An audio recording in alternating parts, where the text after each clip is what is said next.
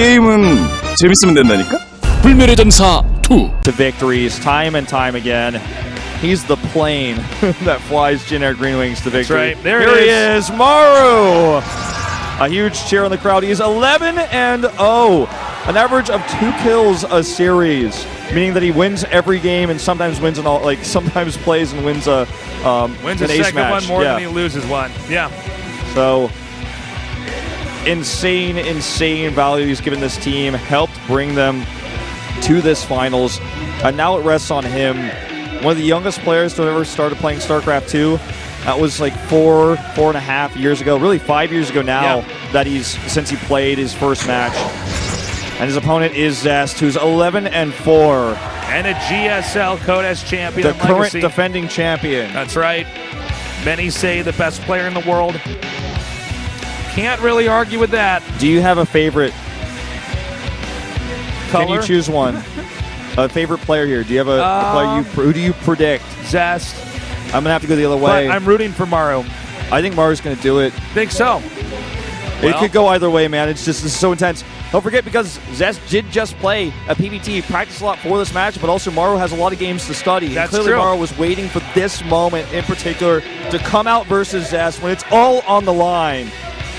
Our game, it looks like it's loaded up. This is the final and deciding game between KT Rolster and Jin Air Green Wings. Right now, the vote's going to Jin Air, the 2 MVP players of the teams. Initially, Jin Air behind by a good amount. SOS not only brought that to a balance, brought that to a lead. Zest, though, evens it out once again. And now comes down to these 2. This is Maru versus Zest in the final match of tonight's games.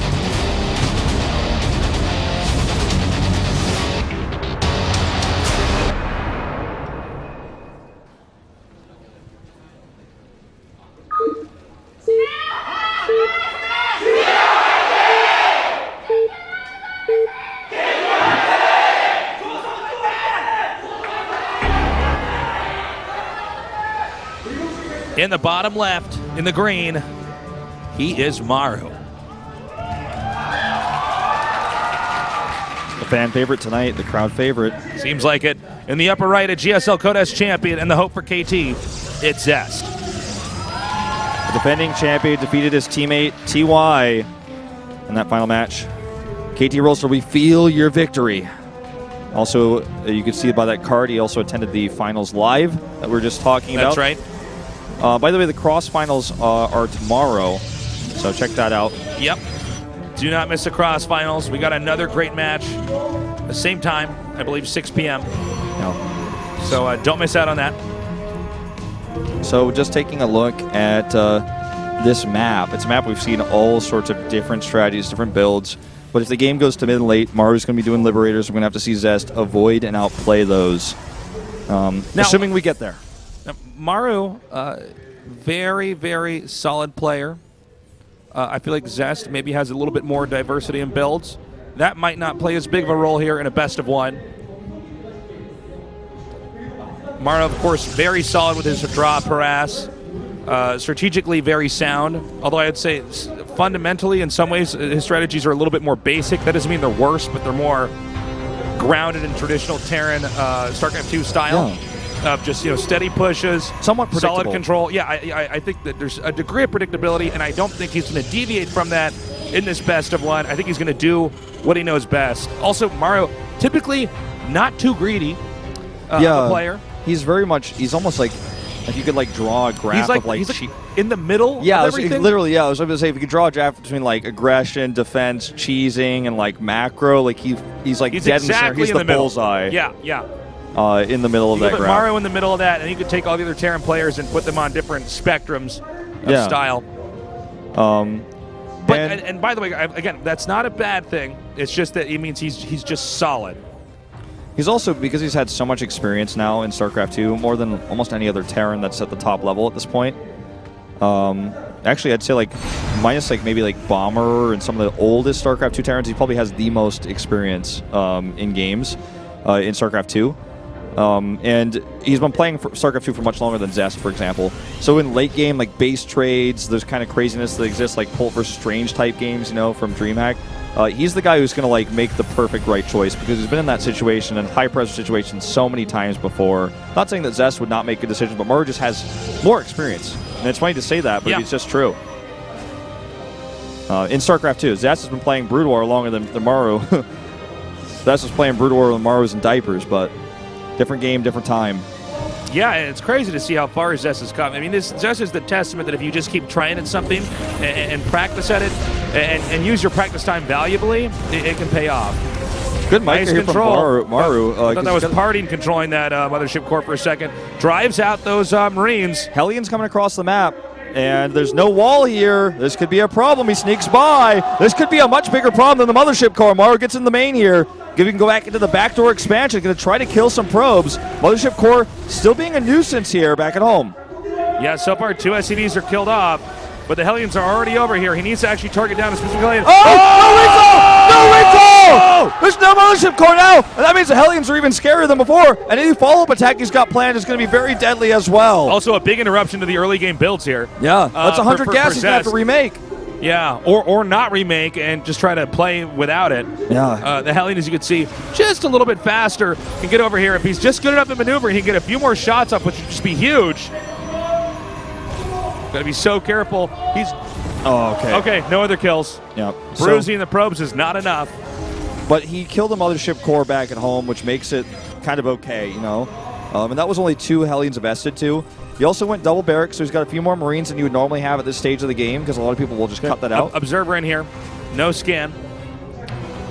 Although Observer timing was typical there. Now, Zest has a very quick blink, but I don't think this is going to be for attack. It's just for him to help split his units and actually have more mobility at defending his 3 bases. Yeah, and he has a Warp Prism, so he may just try to defend and then just do a little bit of harass. We've seen Stalkers used to harass actually a lot more nowadays with Warp Prisms.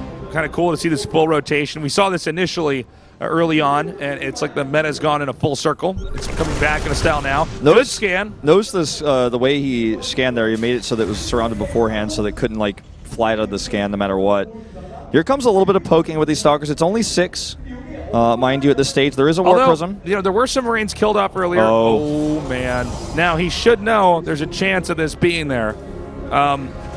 He does have Blink for his Stalkers, so he can technically blink away. Yeah, he can dodge it. Oh, he knows. Oh, he knows. So smart. Insta-checks.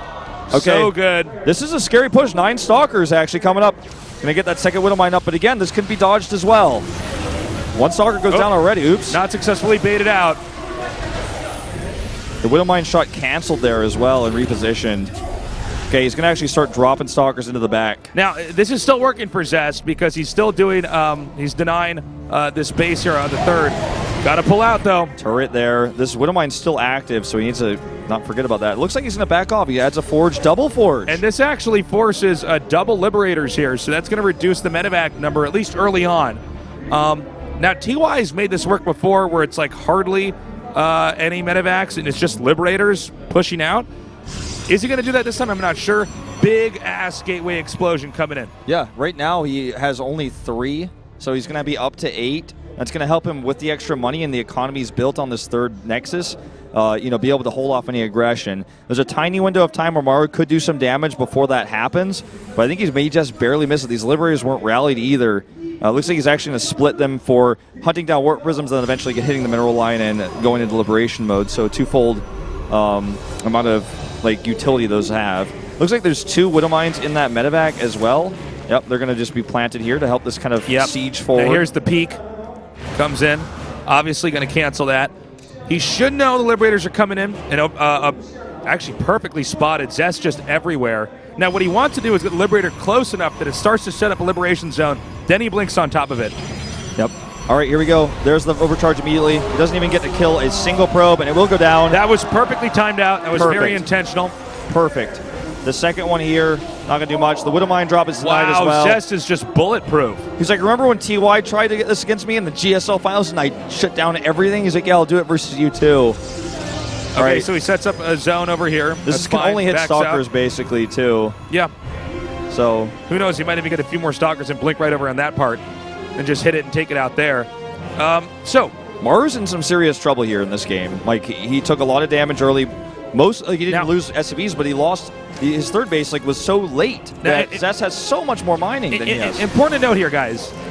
There's only one medevac in the game right now. Okay, that means that the Protoss army, when it gets 1-1, actually can sometimes just run over the Terran army.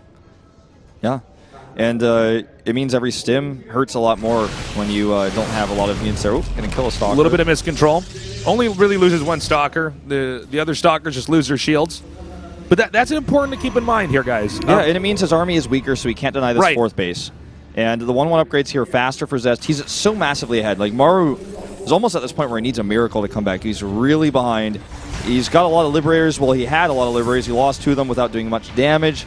Now he's only got 3, and the biggest issue is his lack of medevacs. And his army isn't that big either because his barracks that he's adding right now are late because he didn't have a third CC for so long because of Stalker pressure. Scan here in the main. A lot of this was forced by Zest. Maru kind of forced Zest forced Maru into doing this by getting those Stalkers in there early and putting that pressure on, and knowing that medevacs alone would not allow him to reclaim the low ground, so Liberators had to come in, then knowing to go back to his base and basically set up to catch the Liberators and possibly the medevac. This is classic Maru. 4 medevacs, Maru TM. Yeah. And this is something Marine King used to do, and they used to be on the same team. People used to jokingly call Maru the Marine Prince back in the day when they were both on Prime together, and we're seeing some of that channeled here, perhaps. Whoa. Now, look at this pylon setup here. He's aware that this is a likely drop point coming in here. And this means he has to just drop out, kill the pylon, then leave. Yeah, this is a problem right now for Maru because it would be unwise to push in further. Yeah. Zest is hoping that he was going to actually commit there. He's not. But anyway, that means that this drop didn't happen, which is further good for Zest because Maru's trying to do anything he can. He's making big, bold, risky choices because of how behind he is. Now, Storm's about to finish. We have a Warp Prism with 2 High Templar in it, which can just reposition and storm on top of an army and also can be used for feedback. harass. Yeah, or used for feedback here. Not hard to get that off and eat those medevacs up. Very true. Now, we see Maru attempting to gain ground over here. I don't know how much of a success this is going to be, other than maybe just him trying to keep, Zest focused on defending the right side of his base. We don't see another expansion just yet. Okay, here we go. This could be a mistake from Maru. The blink could be scary. Oh, there's my the God. storms. Nice storms. Good splits here from Maru, and he's just going to take out these Adepts. And he needs to just lift it out of here before the blink gets to him. That was a positive trade from Maru, I'd say, overall. That was really interesting. And he's got a huge force coming over to the left side, so Zest needs to go back. Look at that scan. He's like, okay, he's not there yet. Maybe I have a window. He comes in. Oh, I don't know about this. Tasteless. Shading forward right now. Okay, he's actually gonna be able to hit the 4th base while this is happening, but he's gonna lose a lot of his expensive units. The Nexus is taking some damage. He should be losing the 4th here no matter what. He's gonna trade those Liberators for a Nexus, basically a very risky move here. But can he get out though? Stalker's coming down. Oh God, that wouldn't mind nearly getting a huge probe line here. He's gonna actually continue to fight a small Stalker army as well. He has the better army here right now. All right. This is so tough for Maru to fight. He's down in upgrades, don't forget. Maru's done a very good job, though. That was actually something I did not believe would occur, that he would actually take out the 4th, and he did do it. At the cost of his Liberators, though. And already Zest has Fleet Beacon Tech. Were there 3 or 4 there? Yeah, it was 3, I think. I think it was 3, yeah. So he's got Fleet Beacon Tech. He's going 3-3 right now. Maru's got a nice setup here to defend an attack like this. He's just going to eat it at the top of the ramp, and Zest needs to back off. Okay, and he blinked. He blinks on it. He gets 1. Yeah, looks like there was a bit of a misclick. He hit that Marauder, then the medevac. Going to back up now. Maru is ahead in supply. He's multitasking like crazy right now, as Zest spent a lot of resources on that Fleet Beacon Tech. Here's where he may try to break the shell here of Zest. He's going to expand in the midst of this. Zest trying to reclaim 2 bases. Maru is taking his main base. That's how desperate he is for a base right now. He's floating his CC, which is a cool thing that Terran can do. Yeah. In StarCraft 2. You can actually power on 3 bases, and right when it runs out, you float it to another 3rd base. You just stay on that same level of powering, whereas Protoss is forced to both juggle the task of remaking Nexi and powering up their army. Yeah, and he saves 400 minerals here. Yeah, you'll get some less mules, but it's a cool emergency tactic you can do in situations just like this. There are 4 observers on the map for Zest, but he actually has them clumped with his army. I noticed a lot of them, so could be doing more. 1 Adept in this, and it looks like he will see this drop in a second. He doesn't see it yet. Maru just trying to outmaneuver Zest in this game, which is funny because he's the Liberator player here. All right, well, he's got a good number of Medivacs now. He spots that Warp Prism, but the question is, can Zest split these armies properly? Maru has more mobility. He's going to force the Protoss army back. Then he's going to hit the other side. He can just kill this Nexus and lift up. He's going to try to get High Templar to feed back those. The pickups are insane right now. A good attack over here by Zest. We have Storms going down right now on top of those I'm not Liberators. sure, man. That's a lot of Liberators still. They're not dead. This army does get picked up, but this is a decent trade for Maru overall. And he got the Nexus. I think Maru's doing it. I think Maru's doing it. He took out that Nexus. He took out the Nexus. A lot of key units up there. The Tempests don't have as much equity without proper ground backing them.